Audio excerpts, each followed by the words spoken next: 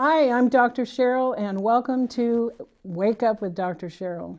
Tonight, we have a very special guest, and tonight we're focusing on the wealth of surviving, the Holocaust. And our guest is Gabriella Mautner. Yes. And welcome. I wish I'd had a chance to read your books, but I just haven't been able to do that. But I've been doing a little research on you, and she's 96 years old. I mean, and your story from the beginning. You fled from Germany, from the Nazis. You have 5 languages? Now I have 4 because my Dutch has been partially forgotten. Oh, but it would come back if you don't practice it. If I would practice it. Yeah. Mm-hmm. And you're an author of 4 books, but you're finishing up your 5th. Is that right? That's right. I have 2 more in the drawer. 2 more in the drawer. Wow. Wow. Hats off to you for doing that. Wow. Well, I just want to quote something that KQED said about you. Gabriella Mautner is a local treasure, an internationally recognized novelist and memoirist who has distinguished herself with literary work of a rare and high caliber. I think that it was very well said and wonderful, and probably not enough, but that's what I saw on your biography. And you have a master's degree in English and creative writing. Well, from San Francisco State. Wonderful. So please, start with your story. Where were you born? I was born in Chemnitz, Saxony, which is close to Dresden and Leipzig. And Dresden is Chemnitz is an industrial town. And is that where is it near? Like a big city? What city? Yeah, near Leipzig and Dresden. Oh, okay. That was bombarded in the war. Oh, okay. And those are very interesting cities, but Chemnitz is a very, it's a more for business and, enterprises, financial, Yeah. But it also tries to do a lot of art, and they're still having a very interesting opera house and culture there too. Yeah. So, how old were you when? I was 11 years old. Okay, when all this started with the Nazis? When the Nazis came into power, and my father immediately, after reading Mein Kampf, he saw the handwriting on the wall, and he said, "I'm not going to stay here." He had just built up a very wonderful factory with his brother after World War I, and he said, "I'm not going to stay another day here." And he immediately decided to leave. But he spoke all these languages, and he was traveling all over Europe, so he could continue for a little while at least to get the merchandise. He had these 3/4 socks that were in fashion in those days, with the knickerbockers. Yeah. And I remember as a little girl, I have to hold up a stocking and say, what was it in French? I can't remember it now. That's it's right. in this book here, in the Good Place, the memoir, where I write about this. And so I had to make the advertisement for my father's factory. Oh, so and then I was in Holland, and I saw my picture there, and I tipped on the shoulder of the woman before me, and I said in front of me, and I said, "That's me." And I was just a little girl, on this picture, Sure. in those days, and I was grown up, and I saw her, and he said, "What?" She said, "What?" She couldn't quite see the connection there. Lots of years passed. Yeah, this is one short memory. Yeah. But what happened is that my father left immediately, and I had an uncle, my mother's oldest brother, who won his medal for the First World War as a hero. The Nazis imprisoned him. He was found in Norway, where he had escaped. He had sent his 3 children into 3 different countries, and he had left Germany for Norway. And the Norwegians did not save him in any way, and the Nazis sent him to Auschwitz and his wife was immediately killed, and he too. Oh. And he is the one who got very angry at my father and said, "This is going to pass over, and they are not going to stay for long. How can you dare leave this beautiful country?" He was such a patriot. And the poor Stubborn. man, and they were both killed in Oh Auschwitz. my gosh. Oh, This was such a tragedy. Awful. So were both your parents Jewish? Yes. Yeah, okay. Yes. So then where did you go from there? Well, we went first to Switzerland, but found that it was too expensive. Switzerland was very expensive. He had friends there. He had friends in all these countries because he had connections. Yeah. And so we went to Italy. And in Italy, it was so pleasant. We loved it there. And he had a representative who was quite a jokester. And he said to him, he introduced him to a Mr. Romano, whom he didn't know, a new client. And he said, you know, when you meet him and shake his hand, say, "Ciao, Balengo." And he'll be very pleased. And so my father said, "Ciao, Balengo." And the man burst into laughter because it means, "Hello, you jackass."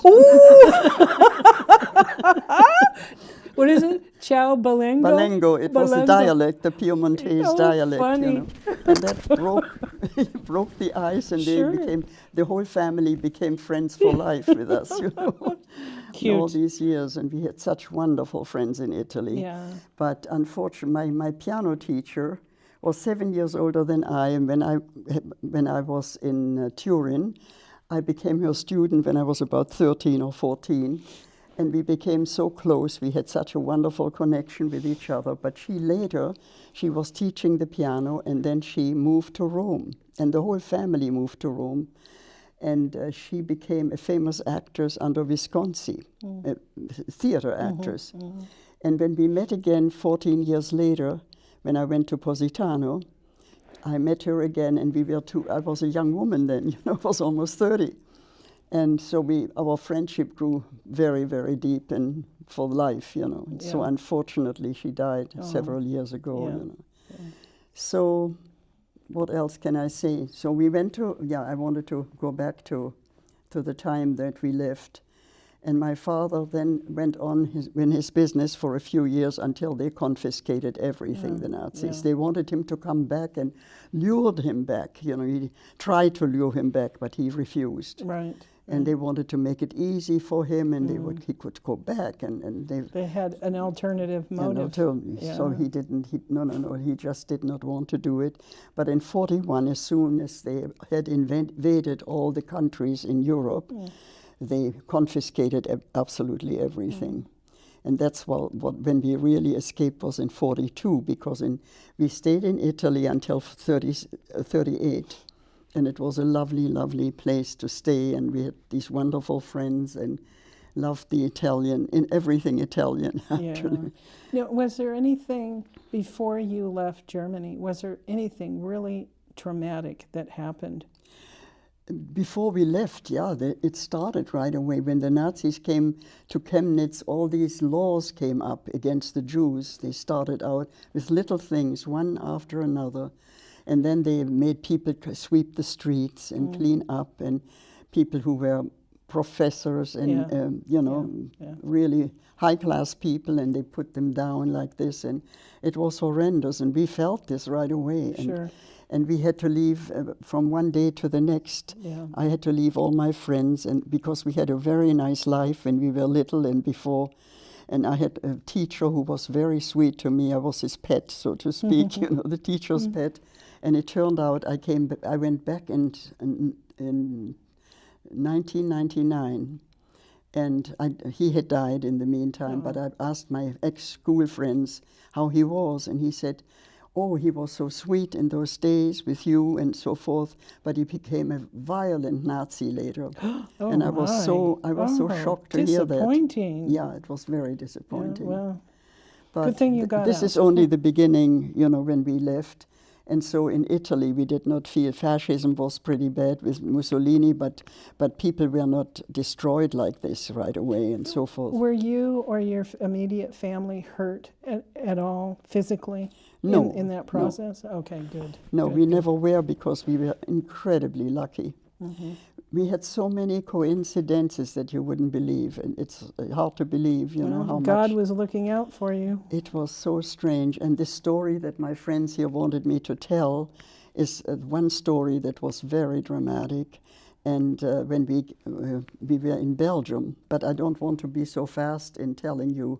I'd rather continue with the story. That's good. Go right ahead. That's okay. When Or you're go ready. back and forth. Yeah, no, it's fine. It's fine. It's what's comfortable for you. Yes. To let it flow. Well, it comes to my mind. Something comes to my mind. Yeah. So anyway, when we were in Belgium, we thought we could stay in Belgium because the Belgians were very inured to the Germans because they were occupied in World War I. So they knew how to débrouiller, as the French say, how to manage the situation, you know. And so we were, in the end, we stayed with a family who were Jewish also, but he became a baker. The man became a baker, and this family were very sweet to us. I was married when I was 20 years old, with one foot in concentration camp and the other on the flight. Oh, wow. And the judge came, that was in Holland, that I was married to my first husband. And we were very good friends, and I told him that he wanted so much to marry me, and I did not want to be married for life. I felt I was much too young. But I said, we can be such good friends, and I'll marry you now, because at the moment we can really try to save our lives together. Oh, wow. And we did, and it was of great help in many ways. Yeah. But the one thing was that my father was absolutely depressed after all the things he went through in Germany and so forth.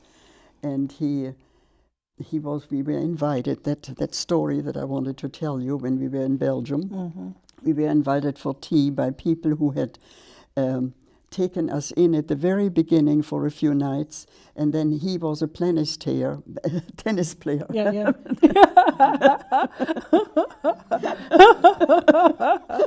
Okay. We all do it. A tennis player. Besides, laughter is good, especially It's for very the story healthy. you're going to tell. Oh yeah, there were moments of humor also, a mixture good, of many good. things. Yeah. But in any case, we were invited for tea, and only my mother and I could come, which was very fortunate, because the two men were busy with something else and they could not come for tea. So we stood there in front of the garden, and there was we could see on the window upstairs. There was the lady of the house. She did like this: "Get away, get away!" And her husband, the one I thought was her husband, went like this, the opposite: "Come here, this a sign to come in." And before we could decide, we were completely dumbfounded because we didn't know what to do. Two young men came down in civilian and said, come in German. And so we were caught. The Nazis had come in. They had built a trap for a lot of people that these nice people helped to escape. They wanted to escape to Portugal and Spain. And they were sitting there in the dining room. And we were supposed to immediately go into the bedroom to be interrogated by the interpreter with this. The man who did like this to come upstairs was the interpreter, and from a distance he looked like the man of the house. So he talked to us in German, and we went into the bedroom. Before we went into the bedroom, I saw this table. Obviously, the lunch, they had been there for lunch, and it was interrupted, and you saw the imprints of meatballs and the imprints of and glazed potatoes and the half-empty glasses, and that the people were completely interrupted during their meal. Right. And the whole table was full of people, and I knew that there were people that these people were helping to escape. And the man was a tennis player, and my mother was a brilliant tennis player. She was a champ, really. And they played tennis together sometimes. And so immediately when he came, he thought, "What are you doing here? What did you want to do here?" And I said, "We were invited for tea, but my mama wanted to play tennis with Mr. So-and-so." Right. And I said that in French, because I pretended not to speak a word of German.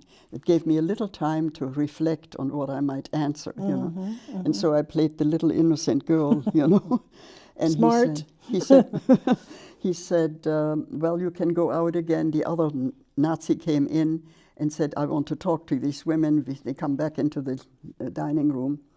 So in the dining room, there was this one guy who sat at the corner against the wall, and he was looking at the papers in general. He said, what is your card? Give me your card. And I gave him my false Belgian card, which I had studied by heart just about 2 days before.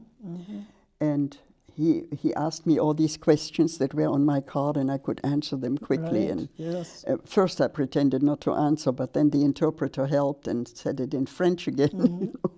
So I gave all the right answers, and he gave me back the card. Well, that was very smart on your being. Well, that was not so smart. I was lucky because I had neglected it all along while we were in Belgium, while we were in Brussels, you know.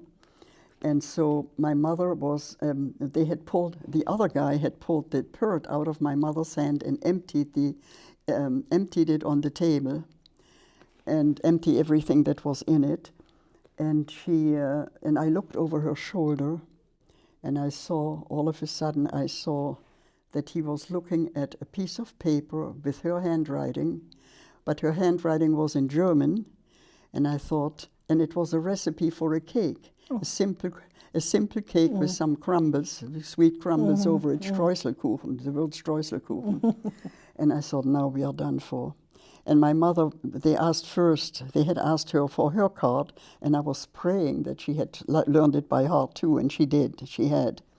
And so I was relieved by that. But the next thing was that I looked over her shoulder, and this other man looked at this recipe and couldn't decipher it, apparently, and didn't see that it was in German. Wow.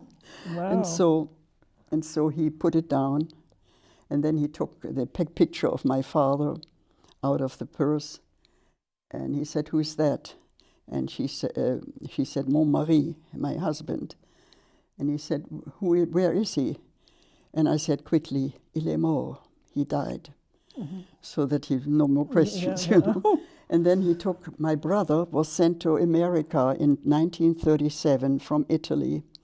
And he was asked, I remember, because we saw each other 8 years later. We were separated for 8 years while he lived in America. So how was he able to go to America? Well, we were in Italy at the time, but my father took him to his brother in America, the rich uncle in America in Philadelphia. And so this uncle was so disappointed in another nephew that he hardly paid attention to my brother, except for inviting him sometime for a Sunday meal or something, you know. Yeah. And so he was first in a factory, and then quickly went to joined the army to fight the Nazis. But there was it was called a Ritchie camp, where the oldest boys of Jewish families that were allowed to leave their families, and the families were forced to stay behind. And is this in Germany or in Belgium? In Germany, they allowed some of these boys. There's a book by Hugh Henderson, who wrote. It came out this year or last year, and it was called "Sons and Soldiers." And it's about all these families who had one older son, and they could send him into freedom to America. Wow. And this Ritchie camp took all these boys in, and some other people as well, because they wanted... Jewish, correct? Yeah, the Jewish boys, but also others, you know. And they sent them to the front in order to interrogate any German prisoners. And my brother was supposed to be sent by somebody too. I found that out 8 years later when he told me the story. And he apparently he did not want to do it. He was smart enough to say that he had forgotten all his German. Didn't speak another word of it. You know, I was so used to the American slang. Right. So he became a captain under Patton. You know? Yeah. And he went through the entire story of France and the Battle of the Bulge and everything without a scratch. And then we met for a furlough. He got a furlough for 1 weekend because my husband and I happened to be in Geneva at that moment, and he went to Annemasse, and I could go over the border. That was after the war, right after the war, and Annemasse was already liberated by that time, but we had escaped through Annemasse into Switzerland. So but can we go back to getting out of Belgium? Oh yeah, that's for you and your mother. yes, and, of course, yeah. I'm going to get that. Oh, okay. Yeah, okay. yeah. And so we talked all night long about all the things that had happened. Yeah, your and brother so I and go you. back to him Yeah. later on. Is he still living? No, he died very early after the war. He went through the war without a scratch, interrogated all these people on the way, big shots of the Nazis and so on. Oh, wow. And came back. So and, he interrogated the Nazis? Pardon me? He interrogated the Nazis? Yes, after the war. After he was here During the war, at the end of the war, Yeah. while he went with Patton, they found people on the go, in France. Yes. And so that's an aside now with him. But we went to, I'll go back to my to that story in Belgium. So where did I stop? Wait a second, where was I? Well, you were at the tea. Oh, at the tea. And the so-called the tea. German Nazi Yeah, didn't and- read yeah. the German, which was... Yeah, and that's why I talked about my brother. He said, Yeah, "Who sure. is this?" We saw the picture of my brother. Oh, okay. And my mother said, "My son," Yeah, yeah. in French. French, yeah. And he said, "Where is he?" "In America," she said. "When did he leave for America?" And before she could answer, I said, 1931. And the woman, the lady of the house said, repeated what I said, because in 1931 there was no Hitler. He was not in power. Oh, And that was interesting. before the time, and it meant that he had gone innocently to America, Oh, not okay. as Yeah, a to Jew. cover. Yeah, exactly. So he put down the thing and he said, "You may go." Wow. And we were so surprised that they said that. Well, you were smart and cagey with And dealing then- with well, him. this one thing that really saved our lives to say in 31, because if Yeah. she had said in 37, Oh, that yeah, would they have been might the end of us. Yeah. Oh. And the other guy studied me, just for racial signs or whatever Oh, it yeah, was, yeah, yeah. I felt like a beetle under glass, I bet. Yeah. So anyway, I could hardly move. I felt like paralyzed. And the lady of the house said, "Get out, get out." She wanted to save us, She felt so terrible that she had given a trap to Yeah, these right, Nazis, right. But she didn't know it. No, did you? of course no, not. No. And so the interpreter said, "Out with you, out, go." And I suddenly realized that all along he knew and was in sympathy somehow. Oh, wow. And my mother felt that he had Yeah, this yeah, sympathy, sure. And so we went down the steps, and I felt like a rat leaving the sinking ship. Wow. It was horrible. On one hand, we were so could hardly believe that we were let out. Oh, yeah. But on the other hand, it was so horrible to know what happened to all these people. Yeah. And we were in Geneva, and before we got to Geneva, we were on a train, I remember, and somebody had known about this story and told us that except for one man who had a baby and said he needed to go to the bathroom and jumped down from a balcony and ran away with his baby, all the others were sent to big camps, to horrible camps. Wow. So that was one terrible experience that we had. And so that same weekend, it was a Saturday, we decided that this is a weekend, and probably close the Gestapo during the weekend. They Hopefully. don't work, So we better leave immediately. Yeah, And we yeah. immediately packed everything up and told the good people in whose Yeah. home we rented a room Right. upstairs, and said, "You must go to the country. You run away, get Yeah. away." And Yeah. we urged them. And unfortunately, I never knew they wanted to do what we told them, because we saw what happened, Right. And they did not realize to what extent it happened. And so I hope that they saved their lives, because I never heard from them again, never knew where they went anymore, Yeah. forgot the address and everything after all these circumstances. So stressful. Very, yeah. So we went on, and then there's a story where a friend of ours in Holland recommended an uncle of his who lived in Belgium. And he was married to a German dancer, ballet dancer, very lovely woman, and we became very good friends, a Gentile friend. And these people took us to a hairdresser who had a brother in Lyon, in France. Oh, okay. And they said they would send our baggage, and they took our baggage out of Belgium because we went over into Lille, which was the first city in France. And because she had a German soldier friend who wanted to see her in Lille, he was stationed there. And so she took our baggage with her boyfriend there, and they took us to Lille. And when we were in Lille, we did not know where to go, where to spend the night. And we were desperate about it because it got worse and worse with the Nazis there, you know.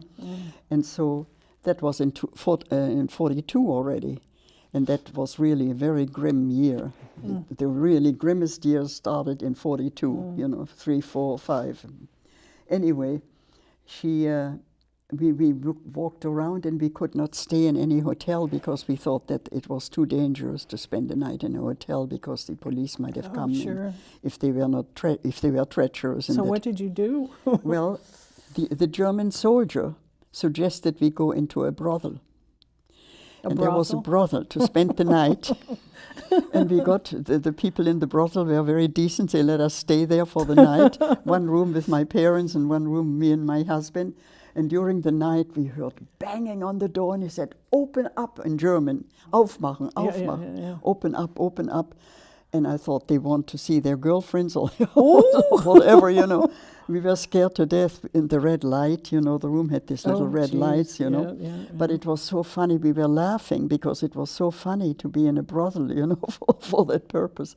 And then the next morning we went to take the early train and we went on to France, through France. Yeah. And so this hairdresser told us he gave us the addresses of somebody who lived close to in Vichy, in the Vichy area. But we had heard that they sent the people back, you know, and they were in cahoots with the Nazis. They had the regime there, you know, the Pétain and Laval and all these people. And so we were very scared in France, but we went on a train, and this hairdresser who had been so nice to send us to his brother, and the brother told us to take these passeurs. The passeurs were the people that for money took you, but they were honest. They really, they could have stolen the money and let you down, but they really did hide you in the compartments of caoutchouc trains. Caoutchouc was like a rubber, you know, that they sent to Marseille, I think. And between these rubber cases, we could sit, and there were two wagons. We were 16 people escaping to France. And so they wanted to put us into 2 wagons, and they tried the one wagon, which was fine, and the other one, the locks didn't work. And so they said, we must put them all 16 in this one because it's safe, the other is unsafe. So we did, and there was a little butcher from some other town, and he was so cute and so funny. And there were really very funny moments, you know, during that time, because he was trying to touch my mother's leg all the time, and she said, "This is your wife is over there. That's not I'm not your wife," because it was dark, you know. And he kept doing it anyway. He was French, right? Yeah, in Yes, French. of course. Of course. He was touching my mother, and so she was giggling because it was so funny, you know, that he did not make a mistake. He knew it, you know. And he was so jolly and told jokes all along. Oh, wow, you so needed that after we what you needed a just little went humor. through. Yeah, that was very funny. And so finally, we were standing on the demarcation line. That's where the Nazis came to check if there were any refugees in the compartments. And all of a sudden, we heard these boots coming up, and we were standing still for already an hour. It took 2 hours to be standing there. And we heard the boots coming closer and closer, and all of a sudden, one said to the other in German, "Let's open these up. Those swine sometimes hide themselves." So they tried to open our compartment first, and we saw the air. Everybody was, even the children were quiet as mice, you know. And the old people who were sighing before and complaining were absolutely still. And suddenly the door gave, and we saw the blue light coming in, and I thought, this is it, we are lost. And the next moment, they could not open the lock, and the door fell back in. it was just like a miracle. We thought God was, it was oh the my most goodness. frightening moment we ever had, you know. Oh. And so they closed the doors again, then went next door and opened that up very easily. And they said, push your bayonet in the back, because sometimes they're hiding there. Yeah. And they found, no, it's okay, there's nobody here. Boy. And they closed it and went off. Then we heard the boots leaving. Oh my And we had to gosh. wait another hour on the demarcation line. And then the train went on into so-called free France, which was not Right. free at all. Oh, yeah. And so when we finally were near Lyon, somebody knocked on the outside of the train and to tell us that we had arrived where we wanted to be, and we got out of the train. And then we walked, and there was a little village, which is Neuville-sur-Saône, which was about 20 minutes from Lyon. And we decided, instead of going to the big city, why don't we stay in this little inn? But the instant that we got close, when we were in the village, we saw a big movie that showed Jutsu's, an anti-Semitic movie that they showed, the Nazis showed, in Free France. Yeah. So it was scary, and the owner of this hotel was an awful guy. But when we, then another story is that the person who told us that we could flee from Holland was going on a flight with his wife, and I wrote a whole story about him. It's called Herr Künzli and the Refugee, because he was a farmer's boy, and he went to, after the war, he went to a farmer in Switzerland, in Bern, and we visited him there. But in Holland, they said, you too must flee. And so my husband and I, before we fled from Holland, followed... So did you go to Holland after Belgium then? No, or France? First, no, we were France. in Italy, then in Holland, and then in Belgium. Oh, okay. And in Holland, we got a call for concentration camp. This is why we fled to Belgium. I didn't go into the story because I jumped right into the story about... keep the flow. It's okay. Yes.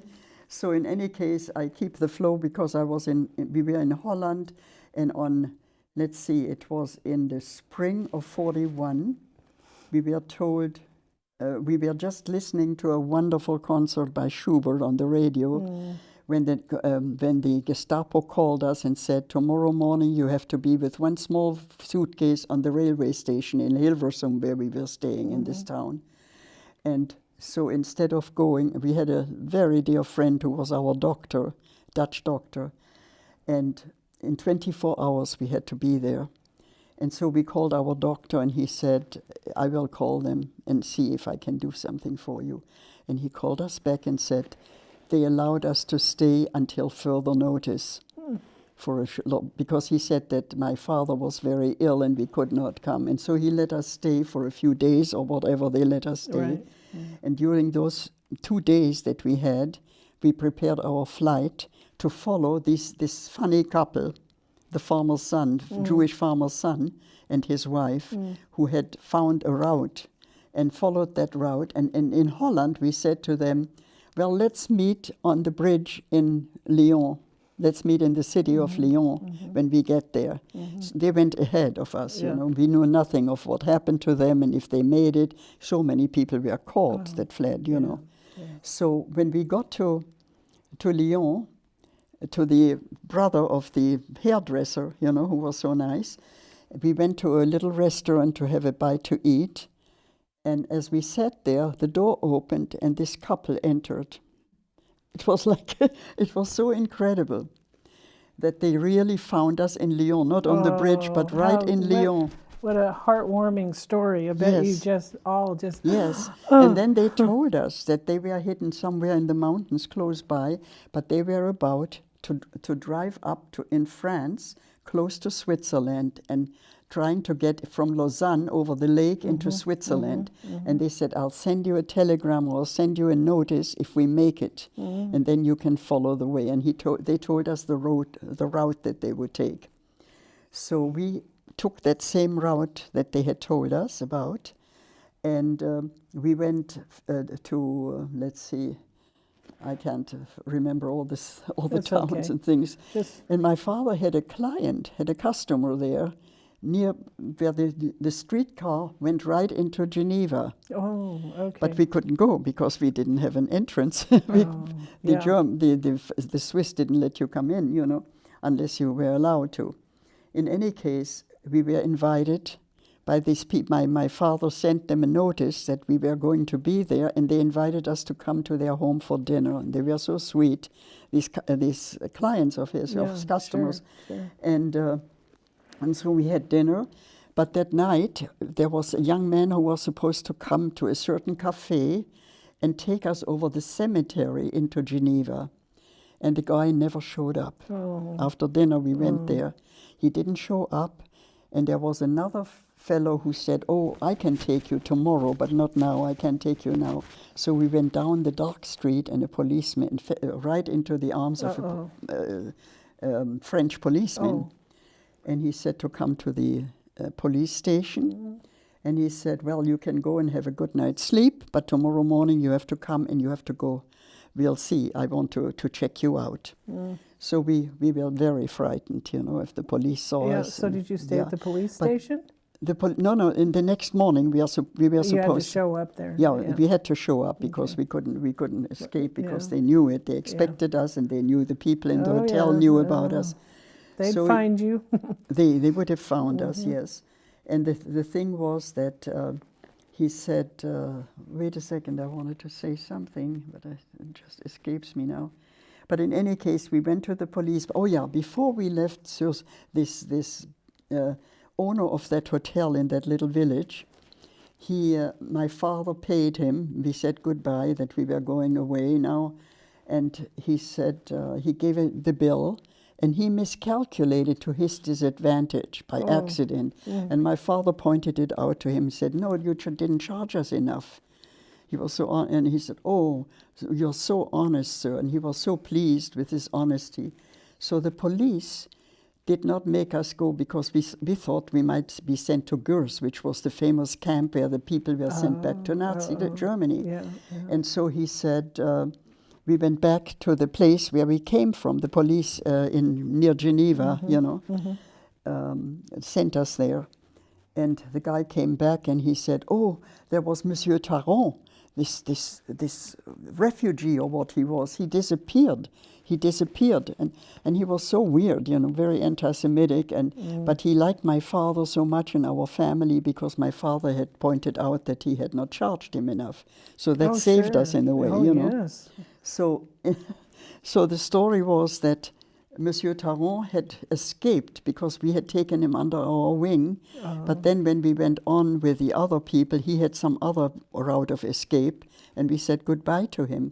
And he stayed in the hotel. And the night after we left, they had a raid in that hotel. Oh, gosh. I mean, we were so lucky. Wow. You know, we had just left and then returned there, and the man accepted us, although he was very unpleasant, you know. And then we went to Annecy, a beautiful spot.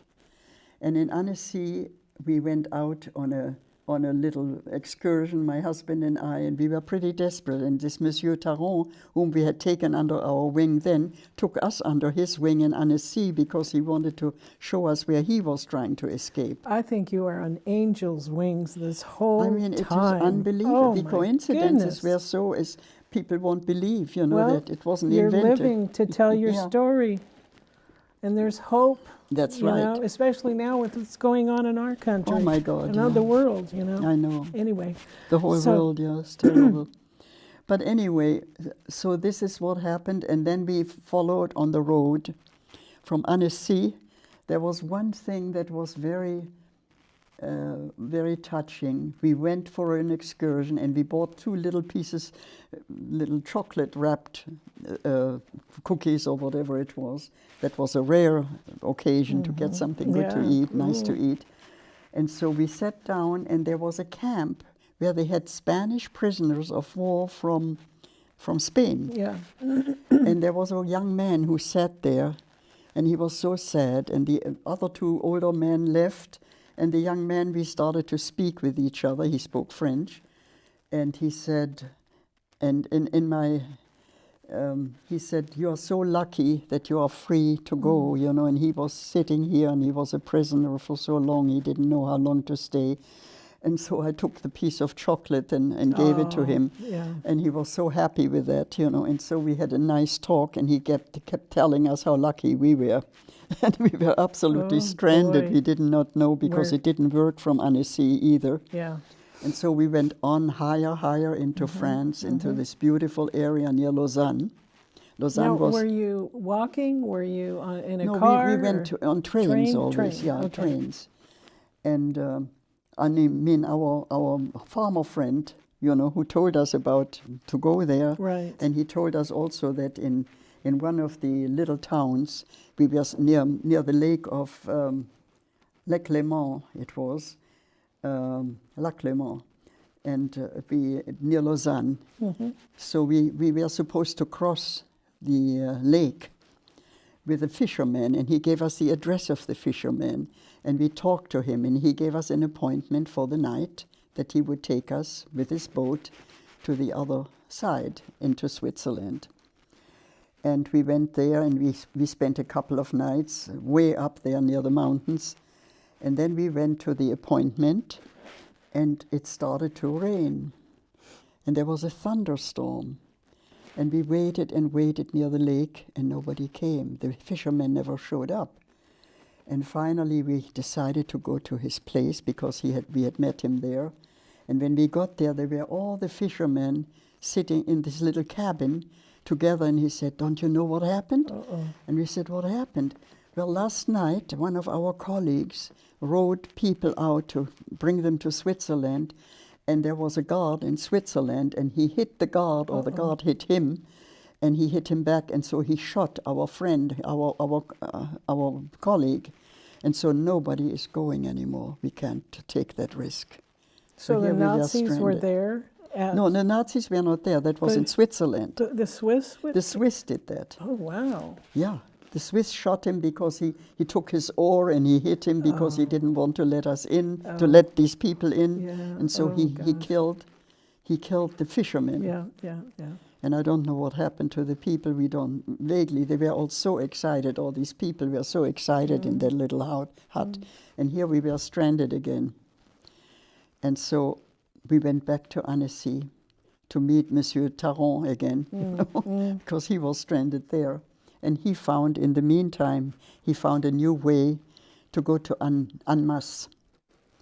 And in Annemasse, that's where I later found my brother, when it was liberated. Okay. But this was still highly occupied. And so he went to Annemasse. We went to Annemasse with Monsieur Taron, and and then we went there was a hairdresser there too, and a beauty parlor, and we were supposed to stay there. And in my book, I told the story that in my book, I made up the one thing. You see, it was called Lovers and Fugitives, and the fugitive story is all true about the things I told you, but the lover story was different. It was a different person, you know, who was the lover. And their love story is also in there. Oh. And so she, the main character, Saskia, is pregnant and expects a child. And it makes it so much more dramatic still. But this was not what happened in my life. In my life, I had my first child, my son, in 1947 in America. He was born in New York. So when did you went to Switzerland after this? We went to Switzerland at that time after these people from Holland, you know, whom we met. Yeah. They had gone and they had succeeded. They sent us a notice, you know, and so that's why we followed them. But we had all this bad luck in between, you know. Right, yeah. But we had to go back to Annecy because that was our last hope and only hope. And so this man we had helped before helped us now to get to this beauty parlor, and he went with us. And so in the end, we went through barbed wire, climbed through the barbed wire into Switzerland, went on a hay wagon, and we're so full of joy and gratitude. You felt free. And we just were absolutely beside ourselves, you know. Wow, and we climbed on that hay wagon, and my father was saying, "I smell he mentioned the cows, the special kind of cows they had in Switzerland. But the other miracle is, the Swiss did not let any refugees come to Switzerland, but they opened their borders for 6 weeks. Oh, okay. We happened to come in September of 42 when they had opened the borders. Otherwise, we would have been rejected okay. too. Well, see, They sent there's a famous movie that they made, an American, Swiss American made. It's called "The Boat Is Full." I don't know if any one of you saw this film years ago. Yeah. And it showed about the refugees and the difficulty they had to get into Switzerland. Oh, yeah. And the Swiss were horrendous. They just didn't help. They let the trains all go with German, helping Germany to take them to Auschwitz. I thought they were supposed to be more neutral. Yeah, I know. And they had the banks and took their money and then never gave it back, you know. Wow. When they died, they didn't look for the heirs or anything, you know. Yeah. So that was, but we had some very lovely friends in Switzerland. The human beings were nice. Sure. But in any case, that's the story of the flight, wow. you know. So then you left from Switzerland to come to the United States? Yes. Oh, wow. To join my brother then, you know. I just want to share something with you that happened when I was in Munich in 2000, and I went to Dachau. I forced myself to go. Yes. Because I have never experienced anything like that. And the tour guide, she was English, and she told us a story that probably no one ever hears. But she said that when the Americans took over, took over the Germans, so they could free the Jews, the officers, the American officers, actually handed the guns to the Jewish military that were there, or the Jewish people that were in charge, and told them, shoot them, shoot the Germans. And the Jewish would not do it.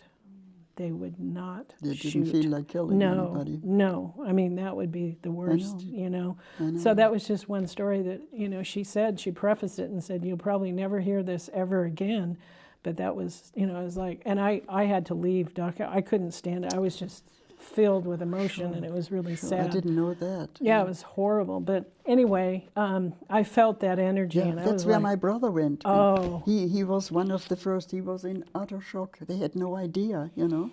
It's just man's inhumanity. They kept it so secret, you know. The Nazis kept it secret. Yeah. But she also told me, and I'll just make this quick because we're kind of running out of time already, but she said that today, and that was in 2000, and they actually teach in the German community, they teach that history about what happened. Oh, yes. They have to know what they did. And the kids were flabbergasted, the German kids. Oh, yeah. Absolutely. And they kept it a secret, when, like right at Dachau when that was happening. The Germans that lived around there didn't even know what was going on. They didn't want to know. No. They were scared to death, that's what it was. So, wow, what a story. And you have had the Lord on your side the whole time. I mean, unbelievable. It was so, and you know, there was one thing when I was in Holland, in the little apartment that we rented, there was a sign that said, Alles zal recht komen, everything will be all right. And I was a little girl then, you know, it was maybe 16 years old, something like that.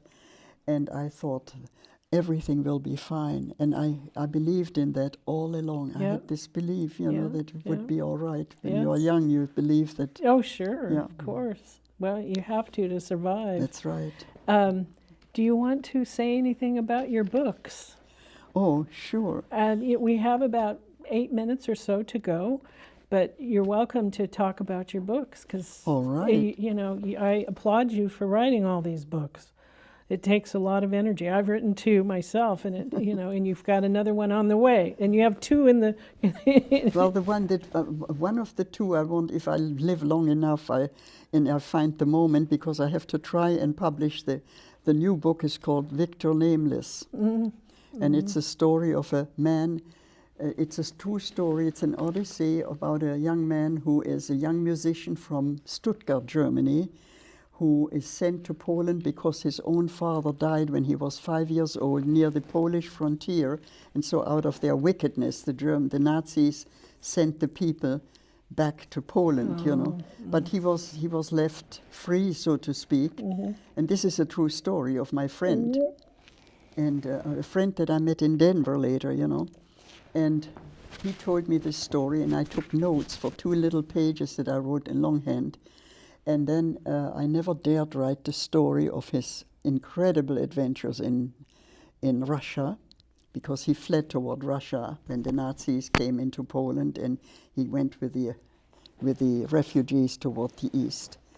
And so I left my notes, and I forgot the details of the things he had told me. Oh, yeah. And I wanted to ask, but I was haunted by his story, and I wanted so much to write about it. And then I tried to write it, and it didn't work, because I thought, I have never been in Russia, I don't speak Russian. Oh, How yeah. can I do that? And I could research, of course, through books. In those days, the library had books. We didn't have computers yet. And so I wanted to ask him later, and when I wanted to ask him, he had died already. So I could not find the real stories, and I had to reinvent all the things that happened to him. And I made it was a fortunate thing that I had to reinvent it, because it became probably much more exciting. Because Well, you're that a way I made creative it up. writer. You make it up, yeah. And so the first part is about him. The second part is about, about the young wife and baby that he had, and he had to go to Poland with his family.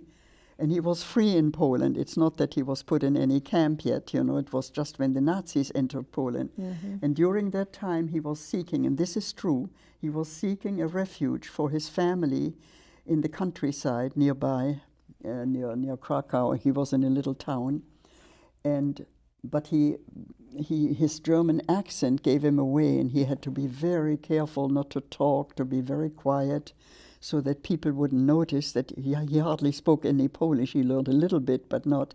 But then, when he got into to escape, you know, he finds that his wife and child had been shot with the other people right there where he wanted to save them, and he came back without accomplishing anything, because his German accent would have, even in the convents, they didn't want to take someone who spoke German, you know. So anyway, he came back to find out that the wife and baby were shot. And his wife and baby were very dear to him, because they were the dearest friends he had. I mean, the friend, his wife, she was a young girl when he married her, and he knew that she would not have run away without him and waited for him. So he discovers this death, and he's absolutely heartbroken. But before this happens, when he was still in Stuttgart during Kristallnacht, he meets a young woman who is a Yugoslavian patriot. I mean, later on she becomes a Yugoslavian freedom fighter for a short time, and then goes over to Venice and spends her whole years in Venice until she is caught by the Gestapo and sent to Auschwitz for 1 year.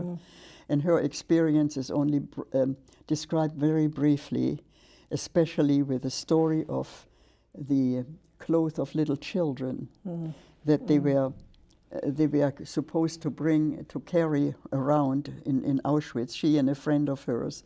And she knows that all these children had been murdered, and that these clothes were going to be cleaned for German families now, you know.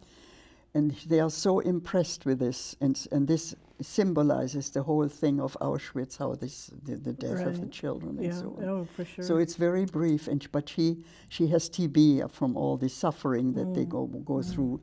But she's an incredibly courageous and helpful woman, a very unusual person, and her story then becomes interlaced with his. I mean, up and down, and they are separated. But he loved his wife like a sister and a sweet girl. And then he meets this young woman who is a photographer. Actually, she is she does journals and photography, and she just finishes her studies before the war breaks out in Yugoslavia. And she loses all her family in Yugoslavia, and he uses all his mother and his wife and child. So they are all alone, and they are separated for 9 years, and they only met for 3 days. And she saves his life on Kristallnacht and takes him and pulls him away from the Nazis before they can get to him, and saves his life. And they fall in love with each other and beyond there, but he would never leave his wife or never do any harm to her. And so she goes back to Yugoslavia, and they feel they'll never see each other again. And they think, one thinks of the other must have died. But they love each other beyond life and death. What a wonderful finishing story. And that's the story, that's the story. Let me ask you this, are there any words of wisdom? Pardon me? Do you have some words of wisdom that you can share in short, if you can? On the spur of the moment, my words of wisdom are very, very naive and innocent, because I know how complex the world is, and that each human being has different attitudes from the next.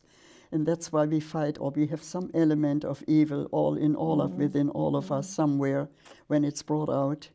We don't know, because in hundreds of thousands of years, we have not been able to live with each other in peace. And to me, this is incomprehensible, that human beings can be so hostile to each other that they kill each other and could live together in harmony, and everybody would have enough to eat and have a good life without having to go through these horrendous wars all the time and killing.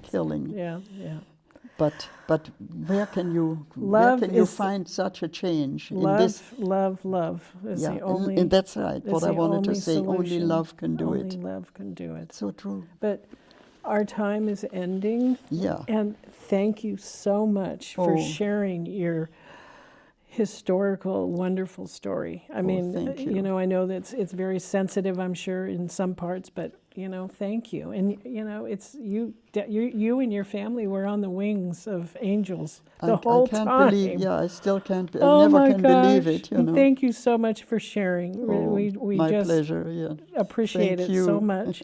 And I just want to give thanks to thank you again. Oh, no. And I want to thank my wonderful crew, Brad, Ginger, Eric, and Carl. Thank you. And I also want to say thanks to the staff at Marin TV. And if you like our show, let us know with hashtag Marin TV and also our Facebook page. And thank you for watching our show. Thank you.